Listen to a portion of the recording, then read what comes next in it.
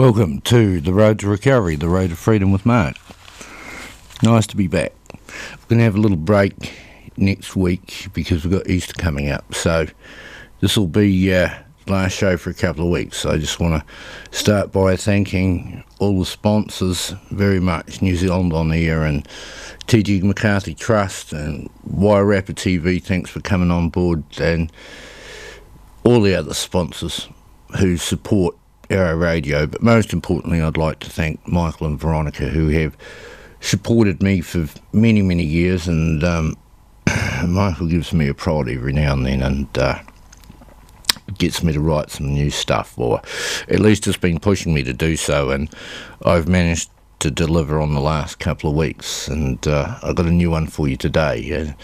It wasn't the easiest story to write because, it reminded me of a very, very tough time, but the thing about tough times is when you get through them, it kind of encourages you, it gives you a little bit more strength and enables you to continue on. And when you're suffering from mental health issues, every little victory is so important. You feel like you climb to the top of a mountain every time you deal with some issue that to other people might seem trivial, but to you can be a massive thing, an extremely difficult thing to be able to handle. So, it's very important, if you know someone who's suffering from any kind of issues, that you support them as much as you can and enable them to make those successes themselves. You're not there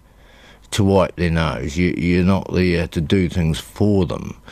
Simply there to encourage them to do things for themselves. And that's the most important thing, is to empower those people who feel powerless.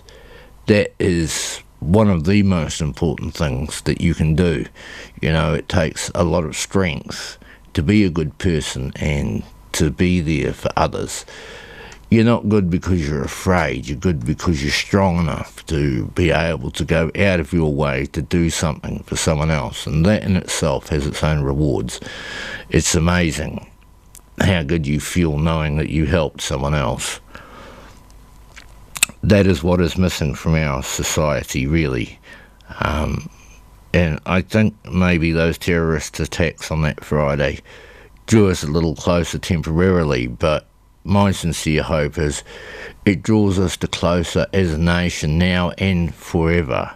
Unfortunately, as time passes, people get a little bit forgetful and let things pass because that was yesterday and we're on with today.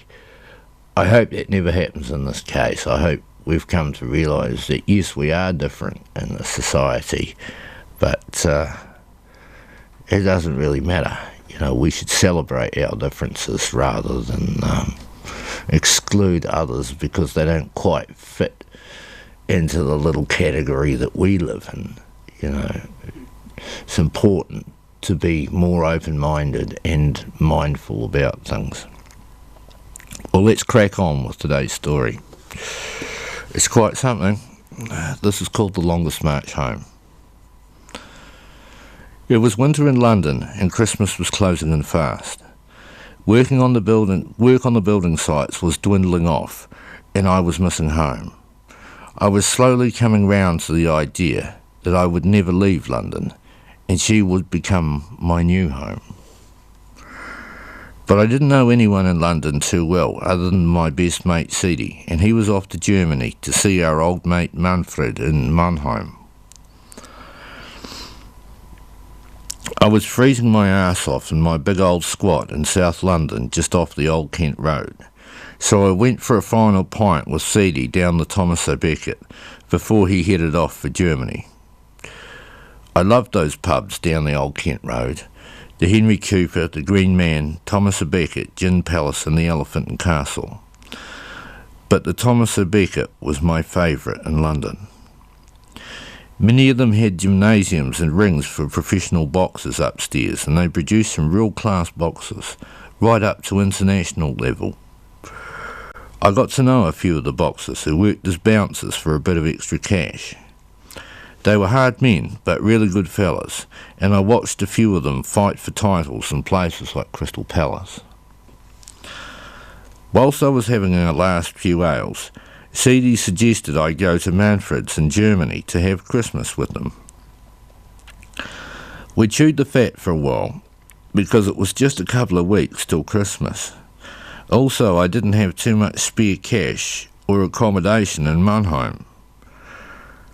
Seedy talked me into it, assuring me we'd have a great time, something to remember. How right he was. Seedy headed off before me, so I had to organise my own way over in a hurry. I didn't have any maps, or much in the way of clothes or cash, but what the hell. I booked a trip on the bus from London to Dover, then the ferry to Calais, France, then a bus on to Frankfurt. From there it was a short tram ride out to Mannheim. I rang Manfred and told him I'd be at the train station at 3 p.m. Wednesday before Christmas, but ended up heading off a day earlier than I planned. On the way to Dover on the bus, I met a guy from Heidelberg who offered to let me stay at his folks' place. So we sailed over the English Channel and ended up that night in Heidelberg. I spent a wonderful, if somewhat cold and snow-covered day there. The chap's grandmother took a dislike to me and insisted I leave the next day.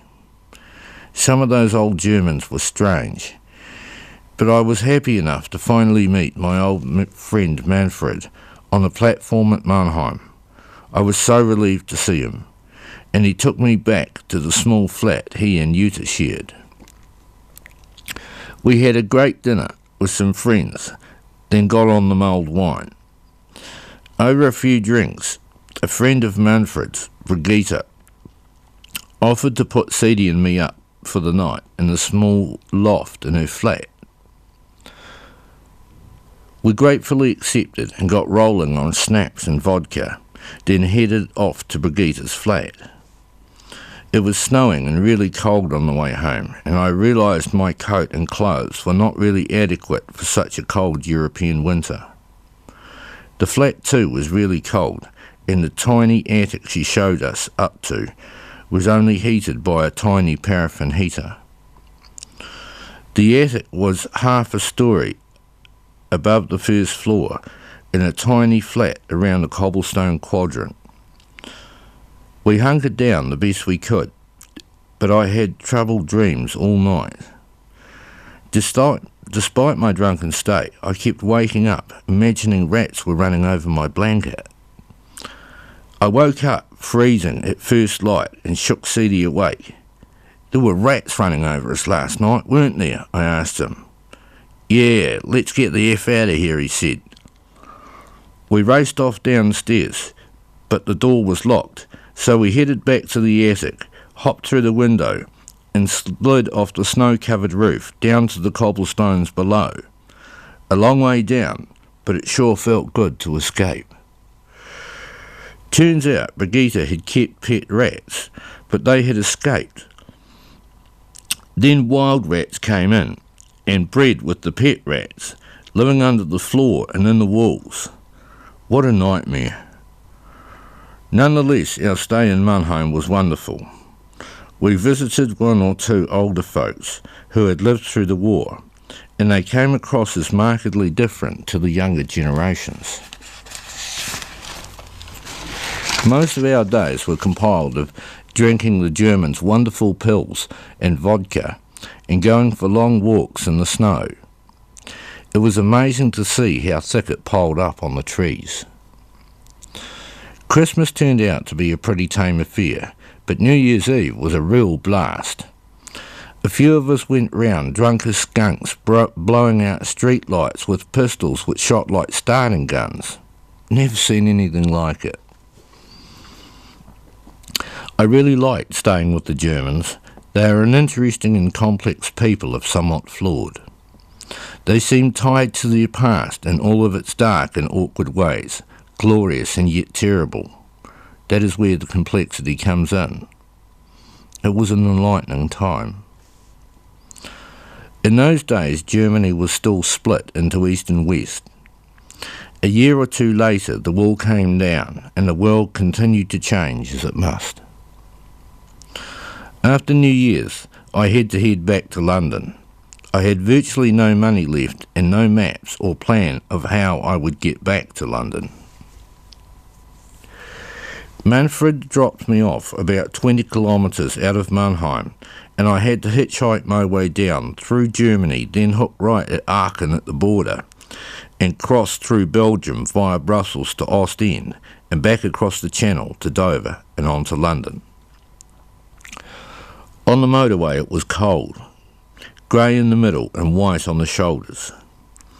There was ice under the snow on the shoulders, which made walking down the sides very slow and difficult. Vehicles were travelling fast and no trucks seemed willing to stop. In those days I was young, fit and very strong. I could easily walk 20 kilometres in a day, and I was prepared to do whatever it took to get back to London. But the more the day wore on, the more it became apparent I had bitten off more than I could chew. No matter how hard I tried, I could not get a lift, and I was forced to walk in the snow all day. By the time it got dark, the cold had cut through my bones. I knew I had to find shelter, or there was a good chance I would freeze to death in the sub-zero temperatures on the motorway. I kept driving myself on until about 8 p.m. in the dark. I came across a petrol station on the side of the motorway that had a cafe and public toilets. It was so good to sit in the cafe, thaw my bones and sip on a hot coffee. All the same, it was becoming apparent I was underprepared for the journey home, and I needed to get out of there and across the border at Aachen as soon as possible. So after a cold night, sitting in the freezing public toilets in the relatively warm cafe, I was still awake at dawn, standing on the motorway outside the petrol station in the snow, thumbing for a lift. The morning passed by, then the afternoon. All the trucks seemed to be heading south to Cologne, and there weren't too many cars. I got more and more cold and tired, unable to get round to the border, and I knew that I was in trouble deep. One day turned into 2, then 3. The cafe closed about 2 a.m, so I was forced to shelter in the freezing public toilets. I couldn't get to sleep, and the lack of food and cold started to take a huge toll on me. On the second day of my entrapment in this place, some guy ordered some Wiener Schnitzel, took one bite, looked me straight in the eye, and left. If it wasn't for that meal he left behind, I probably wouldn't have survived that huge journey home. After 3 days stuck at the gas station, I knew I had to strike out or die. I walked some 30 kilometres down and round to the Aachen border. The weather warmed up enough to rain, and I got saturated. Then the temperature dropped so low, my clothes froze solid on my body, and I thought I would freeze to death. But I drove myself on and met up with a bloke in a car at the border. He was a real nice bloke who worked for BASF in Brussels and gave me a lift from the German border to the centre of Brussels in Belgium. I slept all the way and managed to recharge the batteries and regain my resolve to get back to London, no matter what. Alright, we'll take a little bit of a break there and I'll play you something a little different.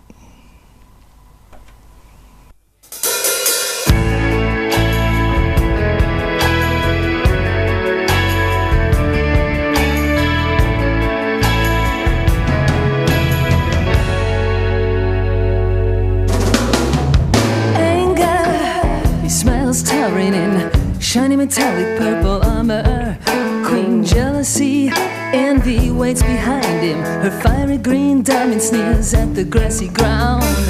Blue are the life-giving waters taken for granted. They quietly understand No one's happy turquoise armies lay opposite ready, but wonder why the fight is still on. But they're all bold as love. They're all bold as love.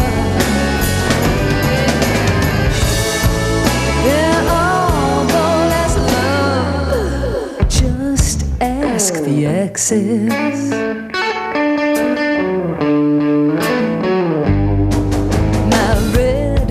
So confident he flashes with trophies of war and ribbons of euphoria.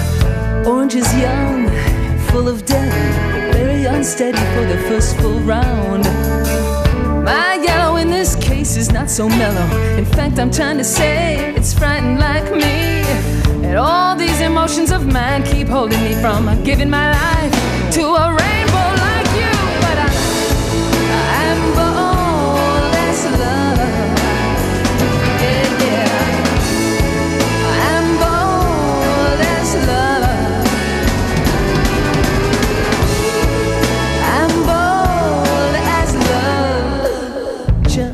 Ask the exes. He knows everything.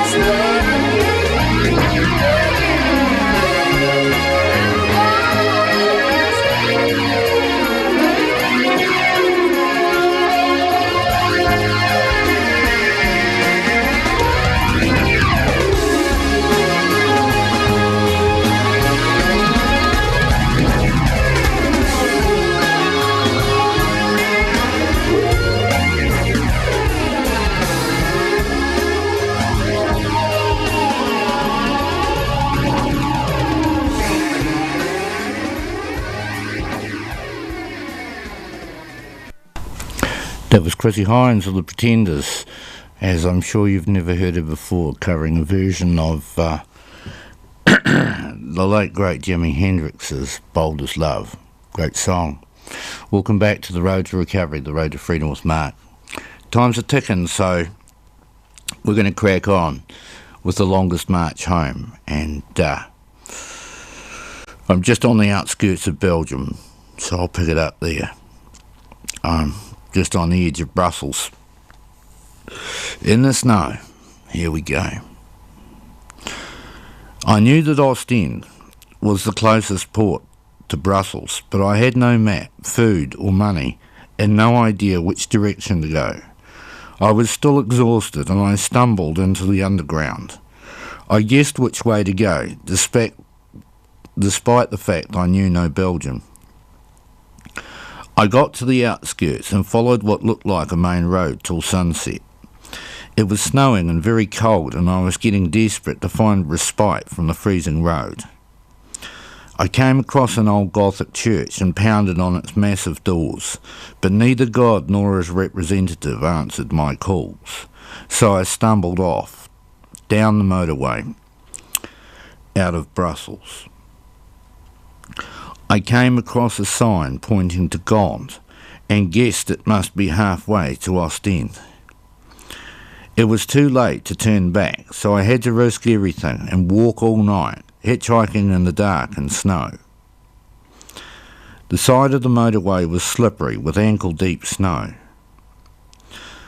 Slowly the wind and snow exhausted me as I marched on through the night. I had only eaten one meal and had a few hours sleep in the last 4 days. By 10 p.m. I was utterly exhausted. I had walked about 20 kilometres and could take no more. I found a bridge and crawled underneath to get out of the foul weather. I felt so tired, all I could think of was curling up and going to sleep. Eerily, as I started to lose consciousness, I could hear my father's voice urging me to keep on going, not to fall asleep there, or I would surely die. I headed back to the motorway and was so tired I was stumbling all over the place. The traffic was light, but finally a car skidded to a stop some 200 metres in front of me. I stumbled as fast as I could, and the lady driver drove me some 20 kilometres down the motorway. Her car was so comfortable and warm. "Why did you stop to pick me up?" I asked her. "Because you looked like you needed help," was all she said to me. It was just enough to keep me going. Around 11 p.m, a bunch of guys picked me up. The car was full and they were pissed but full of fun. I had to lie down over their legs in the back seat with my pack over my back. Uncomfortable, but another 15 kilometres closer to Gond. After that, I was utterly spent. Back out in the wind and snow, I stumbled along, slipping in and out of consciousness. Around midnight, a bloke picked me up.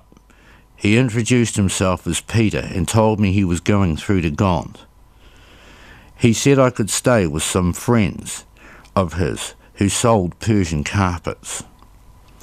I was too weak to argue, though I had the most horrible feeling I was about to meet a horrible end. We arrived at about 1 in the morning at a place called Room with a View, and I entered a dark shop and ascended a wide flight of stairs. At the top of the stairs I entered a huge dining room. There was an extremely long table there covered in white linen and lit with a series of candles. About 8 people were sitting around it, and I was introduced to Marty and his wife, who owned the place. They invited me to sit down and gave me some steak, a joint, and half a packet of menthol cigarettes. Despite my rising fear, I indulged in the sustenance offered in this most bizarre of midnight feasts. We ate, chatted and smoked into the small hours. Then Marty showed me to my room, which featured a cast iron bath. I drew a bath and had my first soak in nearly a week, then passed out in crisp, clean linen sheets. I slept for the next 2 days and nights and slowly regained my strength. After that, I spent a couple of days wandering around that beautiful medieval town that managed to survive the blitzkrieg of the Nazis. Then it was time for me to push on to the coast. I had only £20 left, enough to pay for the ferry across the channel. I couldn't afford to pay Marty for the accommodation, but he was fine with that, and he dropped me off on the outskirts of town and wished me good luck.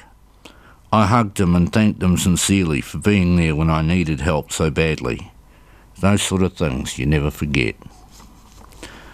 Within 15 minutes of being dropped off, I was picked up by John, who lived just 5 minutes' drive from Ostend. He took me back to his little flat where he lived with Susan, who was dying of cancer. Upon meeting Susan, I felt a real and immediate connection. She told me she only had 2 weeks to live, and it broke my heart to hear her story as we talked long into the night. She wanted answers from me, why she was dying, what her life had really been for. I stayed with her a few days, but I had to explain that I could not give her all the answers she needed. Leaving John and Susan to face the next few weeks was one of the hardest things I ever had to do. They dropped me off at the port, and I was lucky enough to meet up with a truck driver who gave me a free lift all the way back from Dover to London. I only had to walk 10 kilometres home to my squat, and I marched back, hardly able to believe the adventure that had just unfolded. Once again, I was able to cheat death, yet I lost so much along the way. Over the next few weeks, I settled back into my life in London, reflecting upon all the trials I had to face and all the wonderful people who came together to save my life. The longest march home is a winter I will never forget. The end. Well, you know, even reading that story, I find it quite harrowing, really. Once again, it was one of those incidences where I should have died, but somehow managed to survive, and I really don't know how, but the more times that happens, the more you realise that there is such a thing as destiny. Yeah. For most people that means nothing. It seems like a trivial, silly piece of nonsense, but it's really not. It's really not. And once you've faced a grim reaper a half a dozen times, you'll come to know that. But that is very doubtful. Once, twice at most. It's all most of us ever get. But not me, for some reason, not me. Well, I hope you enjoyed that story. I'll get another one together for you next week. Some of them are very, very tough to write, but some good memories nonetheless. And who knows, maybe someday I'll retrace my steps through Belgium. Would be an interesting time. Thank you, Michael, Veronica, Wairarapa TV, all the sponsors, TG McCarthy, New Zealand On Air, all of you guys, thank you very much for supporting us, and we'll see you again in a couple of weeks. Bye for now.